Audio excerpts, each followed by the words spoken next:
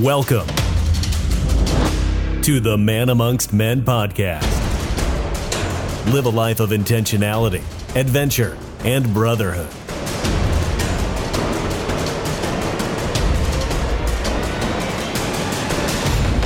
Take the inner journey and live out over your edge constantly. Here are your hosts, Dominick and Brian. Dominick here, rolling solo today. No Brian. I'm running a special Q&A podcast based on the amazing flood of thoughtful questions that we got in response to part one of my journey through sex addiction, the making of a sex addict. I've called out a list of the 6 most either common or most important questions that I figured we'd give extra airtime to because this is a conversation that is triggering for a lot of people, that many people don't understand, that have never encountered it before. And we need forums beyond just the few characters that are available to us on Instagram and Facebook, where a lot of things can get misconstrued. And also because many of you were not connected on social media and want to give you access to having your questions answered or hearing perspectives about questions that you never thought to ask. One of the most encouraging things about sharing this part of my story was not only how much support and appreciation people gave for sharing the story, but more importantly, the discourse and the dialogue that it has catalyzed. Of course, a big part of my motivation for sharing this story is my own personal freedom and growth from something that's kept me secretive and hidden and feeling like I couldn't put all of myself out on the public stage because it's been something that's been oppressive for so long. And this is probably the biggest step in making it so public. Of course, that's healing for me. But the bigger intention is to create a broader dialogue for people who don't know much about this. Sex addiction is still something that is in the shadows, that there's a lot of misperceptions about, that there's still a big stigma around, and most people don't know where to get their questions answered. And so by opening up and sharing my story, I can give a voice to the voiceless. I can help hopefully short circuit some people who are in a shame spiral and recognize that they're not alone. And for people who are on the receiving end of addictive behavior, who can see troubling behavior in their partner but don't know how to speak to it or don't know what to do, I can give you hopefully some glimpses into what's going on in their partner, and then also to start to ask the question of how you attracted that partner into your life to begin with. So, before we get into the 6 questions, the first place to begin is for you to get an understanding of your starting point, of your current worldview when you think about sex addiction. What images do you conjure up when you hear about sex addiction? When you think about an individual who's a sex addict, what do you picture? Do you automatically assume that the sex addict is a man? Do you automatically assume that the person is indiscriminately having sex with thousands of different women? Do you automatically assume that a person is wearing a trench coat and exposing himself to women on subways or on playgrounds? Do you automatically assume that the person's life is completely out of control and chaotic and that they're devious and irredeemable? Now, many of these things, there may be truth to that in certain elements and respects. However, what you need to understand is the fact that because this is so misconstrued, because most people have no familiarity with sex addiction or don't know anyone who is a self-proclaimed sex addict who is speaking from a healthy and clean place, there's probably a lot of biases and misperceptions that need to be cleaned up first. And this addiction takes so many different shapes and forms that I could never cover all of them, nor do I have the desire to, because the only thing I'm expert in is in my own personal experience. But if you can become aware first and foremost of what perceptions you're bringing to the table and maybe relax those for a moment so that you can hear my story more deeply, you may be surprised at the way in which my addiction has taken shape and form. And I will always be sharing from that place. Final thing before we get into the 6 questions is it's important to note that I no longer identify as a sex addict. I spent 4 years in there. I've been gone for almost 2 years now. Sex Addicts Anonymous was amazing to help stop my hemorrhaging, help me find a bottom, help me find a tool set and skill set to unpack some of my character defects and to own up to the worst of my behaviors and to make amends for those to the people that I harmed. And through doing weekly Sex Addicts Anonymous meetings for 4 years, going to therapy, group therapy, and coaching, I needed to move on to find a healthy and loving relationship with my own sexual energy where I felt good about this natural energy that exists inside all of us.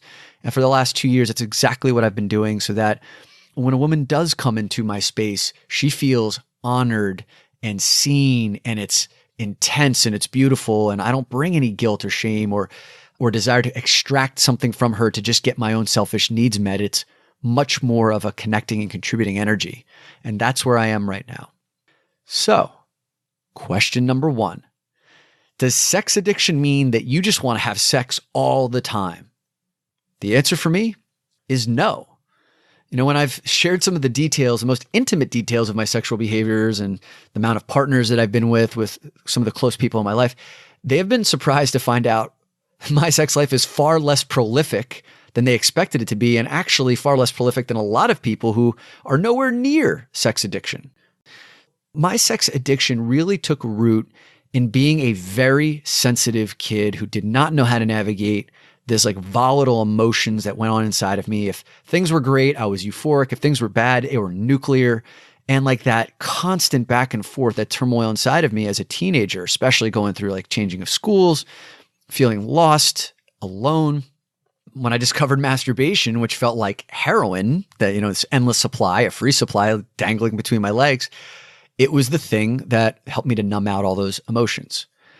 And I was also in secrecy because I knew what I was doing was wrong based on my Catholic faith, based on, my parents, we didn't talk about sex and sexuality in the household. And I just felt, even without the discussion, that what I was doing would be punishable. So I began my journey in isolation. And that's kind of how a lot of my sexual behaviors manifested over the course of my life. Most of my addiction took place behind a closed door, using my phone or a computer. When I felt either bored or lonely or frustrated, I would send sex messages out or I would look at porn. I loved engaging in fantasy, like fantasy scenarios and sex messaging with a woman about the things we were going to do. And many times it never even played out. I've had 2 one-night stands in my life, and that doesn't make me a good person or a bad person or more moral than the next person. It just meant that on a deeper level, without me knowing it, I always was looking for connection and intimacy. And I always enjoyed the seduction process of getting to know a new woman, learning what turned her on, moving her from this place of I'm just getting to know you to this place of I can't wait to have you. I attracted a lot of emotionally needy women because I would stuff down my emotions and numb my emotions with my sex addiction. And so I had room to take their stuff on. And I learned how to listen to them in a way that most men had never. And so they were very happy to dump their stuff that they couldn't deal with on my shoulders. And part of me genuinely enjoyed that, being the white knight, the knight on the white horse. And the other part of me was just doing it to get my needs met because I knew that was going to lead me to getting what I wanted. And then eventually I would get engulfed by and overburdened by the emotional weight that they were placing on my shoulders. And then I would cut bait and leave. And so that's kind of how things took place over the course of my life. But to answer the question, no, it doesn't necessarily mean that you want to have sex all the time. It was typically for me a way to regulate my emotions. Question number 2, and I got this one on Facebook. This one's really important. What about all the women you were with? Were they just a tool to satisfy your urges? When I shared my story on Facebook, there was a lot of praise and accolades for coming forward with this story that is a vulnerable one. And, to the credit of the amazing people in my life, they put their arm around me, digitally speaking, and showed their signs of support. And there was this beautiful question that came in about, yeah, but what about the other side? What about the people who are impacted by my behaviors over that period of time? There are real life women who did feel the reverberating effects of my behaviors. And so let's speak to that. For those of you who are not familiar with a 12-step program, one of the steps, step 9, it means making amends for the people that you have harmed. And what that involves is doing a thorough inventory of every person that I came into sexual contact with, and then evaluating did any of my character defects define my relationship and my behaviors with that person? For example, was I purely engaging in this relationship with this woman just because I want to extract something from her sexually?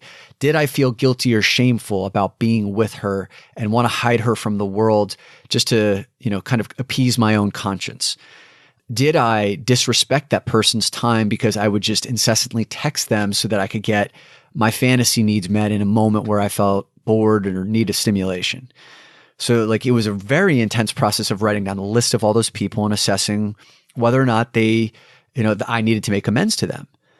Then I would write a letter specifically to each of them, telling them how I wronged them. And it would be it's almost like sterile and antiseptic, but it was kind of like, hey, Carrie, I sexualized you. I didn't respect your time. If you thought you were going crazy when I would show up and have these intense bouts of energy in our dialogue and discourse, and then I would just disappear for days at a time, you weren't crazy. It was just me popping up, getting my needs met, and then disappearing once they were. Each of those letters I sent out, and the intent of those letters is to say sorry, but not at all to solicit an apology, not at all to position myself as someone who deserves an apology. It is purely to an act of service to the other person. And what was fascinating was the responses that I received. There was such a wide range of responses. I would say the majority of women had one of these two responses, which was, I don't even know what you're talking about. You don't owe me an apology for anything. The second response would be, yeah, I kind of get it. I was a willing participant, and I was confused by how you would pop up and then disappear, and confusion seemed to be a big part of it, but there was ultimately forgiveness in there. And what was interesting about those two responses was, in some of those cases, I totally understood why I got those responses, but in some of those cases, the women who totally forgived and were like, I don't even know what you're talking about, it actually made me sad because of the fact that I knew that my behavior was not as respectful as it could have been. And the fact that they didn't even recognize it as they deserved better made me sad, because they must have been conditioned over the course of their lives by similar behavior to believe that that's just how men should treat them. And that's a big part of why I'm speaking up and stepping out about this, is because those responses where women don't even realize that they should be getting better, should be treated better by men, really, really struck a chord with me. So yes, that's a big focus. And then some of the other responses that I got back from the women who I made amends to would say, yeah, you hurt me. One of the best ones, not one of the best ones, but one of the most powerful ones was a woman who too was struggling with sex and love addiction, eating disorders, and other unhealthy, attachments to antidepressants. And she was like, listen, you were a contributor to my story, but you were not the author. I am the author to my story. I always wanted your approval, but I didn't seem like I was good enough for you to want to date on a regular basis, because I knew that you had other relationships, even if they were dysfunctional, but you never wanted to put me in that category, and that made me feel less than. But I do accept your apology, and I hope that you continue to find what you're seeking, and I'm going to do the same. So there was a lot of beauty, even in the pain of writing those letters and owning up to that. There are plenty of women that have reached out to me to say, hey, your story sounds a lot like the man that I'm dating. What do I do about that? And my best guidance and advice to you, and this is what they say in the rooms of Sex Addicts Anonymous or all the 12-step meetings, is you got to clean up your side of the street first. And I recognize that I may not be the best person to be giving advice at this stage, especially if I've triggered you with my own behaviors. But in the event that this plants a seed that's useful for you in the future, what we found is that addicts tend to attract someone who's codependent. I was typically an avoidant person, meaning when things went bad, I would go the other way. A codependent person is someone who just needs to rely upon someone to an unhealthy level.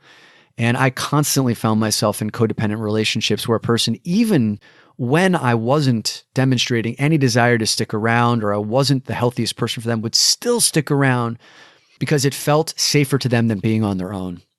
And that's one of the things that oftentimes, if a person's not aware of that, why they're attracting that kind of partner into their life, to look at your side of the street first, to recognize why you may be attracting that person into your life and why, even when it's painful, you're staying, could give you more power and control over your situation than consuming yourself with the behaviors that you can't control of your partner.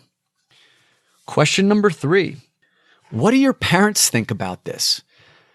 You know, my parents, old school, they raised me in a conservative, loving, but strict environment. And they certainly didn't talk at all about sex or sexuality. And now here I am going completely public about it. And even I had questions about how they would respond. My parents have downright been extraordinary. You know, when I called them up to tell them that, hey, this is how public I'm going. It's going to go on Facebook. It's going to go out to my email newsletter. All of your friends are going to know about it. And they come from the generation where lots of people in their generational group really are concerned quite a bit with what their friends will say and what their friends will think. And how am I going to explain this to the neighbors? You know, that's a lot of what people who are speaking out about this oftentimes get. My parents didn't do that at all. They said, Dominick, I couldn't be prouder of you. It sounds like you've really come to terms with this and that you're going to be using this to help other people. How can I help? They've also expressed their sadness and, you know, feeling like they've been in some way, shape, or form a contributing factor to this part of the story. And I told them, stop that right now. Because if I hadn't gone through this journey, I would not have access to this kind of power, like internal power to really speak up and give a voice to people who need it. So I could not be prouder of them. And every time that I've ever come close to the line of like wondering, am I pushing the limits of their unconditional love? It just seems like they double down. So my parents have been awesome. Is it hard? This is question number 4. Is it hard telling potential dating partners about this part of your journey? When I went into Sex Addicts Anonymous, I truly thought that like no quality woman would ever want to date me ever again. That I would be broken goods, that I would be unlovable. And that's one of the biggest fears that I remember reading about in Patrick Carnes' books. He seems to be like the authority on sex addiction. That like a key tenet, a key belief that's misguided of many addicts is that we are unlovable the way that we are. I'd built up this facade for so long that people seemed to enjoy that I thought that once the ugly came out that I would never be accepted. And so when I walked away from my relationship in August of 2013, I was really nervous about anyone wanting to stick around once they knew that I was in sex addicts recovery. And the first woman that I went out on a date with, I think it was our second date, and I forget the line of questioning, but she hit on something that it created this moment where it was like, either I step over it and I address this at a later point in time, or I share with her my story about sex addiction, and not going into all the nitty-gritty details, but to let her know where I was, to give her the choice of whether or not she wanted to continue forward with me or not. And what was amazing, and I was really fortunate that this woman, who's still a part of my life right now, we're great friends, and I have deep gratitude for her. She just looked at me after I told the story with a smile on her face, and she said, "Thank you." With such like a heartfelt feeling, emotion behind it that I knew she meant it. And she was like, I have questions, but it must have been really difficult to tell me that. And I really honor you for being that open. That moment gave me something that I hope for everyone, which is hope, a feeling of hope that, oh my gosh, like I actually can speak up about this stuff. I actually can be completely imperfect and have stuff that's totally unresolved and still be accepted, which was just mind-blowing to me. And this woman demonstrated that, which allowed me to share it more often with situations with women where I was interested in forging a potential long-term relationship with. And so 6 years later, quite honestly, it's never been easier to talk about this stuff. And because I don't identify as being a sex addict, like it doesn't come up right away, but now that I'm public about it, there's very little that I feel like I need to hide. The most important thing that I needed to keep track of early on when I was sharing this was the fact that because there was so much praise for speaking up vulnerably, because many of the women that I was dating at the time, like, just hadn't seen a man be this open, was not to weaponize that vulnerability. You've maybe heard that term before, because it could be used as a manipulation to be like, oh yeah, I know how this is going to work. She's going to be so overwhelmed by how open I am, and then use that as a ploy to get in her graces. I knew from the very beginning that's never how I intended to ever use it. I always shared from a place of, hey, I want you to know about me, and I want you to be able to have a choice as to whether or not this is of interest to you. Because one of the questions that I've gotten back, and let me see, is this question number 6? No, you know what? This is not a question on here, but it was asked to me recently, would I ever date a sex addict? And I said, it depends on where that person is on their journey. If they're brand new into their journey and they're still picking the pieces of their life up or whatever, like they're still getting their feet under them, maybe not. Not because I have judgment about that person, but because I've built my life to a place where, I'm looking for someone who's sturdy, who has a strong foundation. Because I remember feeling many times that I had my shit together, especially early on, only to find myself like finding this next big pothole that I fall into and then had to dig myself out of. And listen, I'm not out of the woods completely either. Like, there's always more that I'll be learning.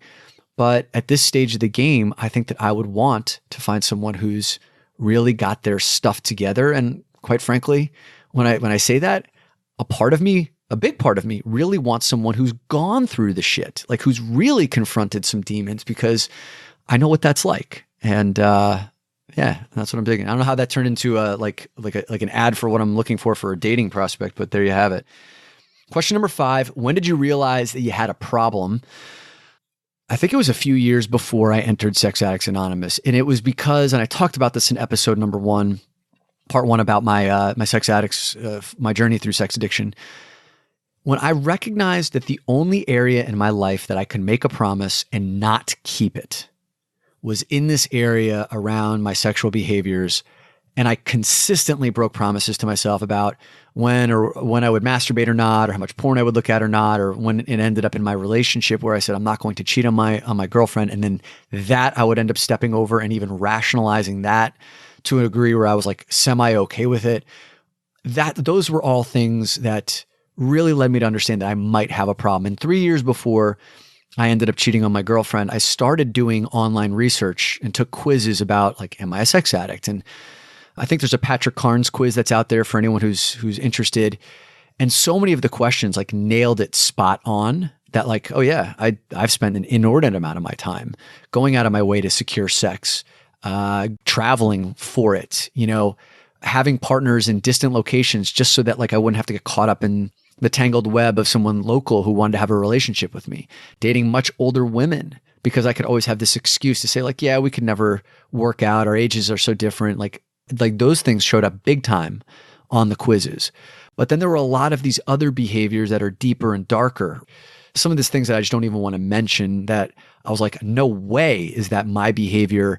I don't want to get swept up in that umbrella. And that's, for me, just unthinkable stuff. So I never really did anything about it. I was like, oh yeah, well, that, I'm mildly compulsive.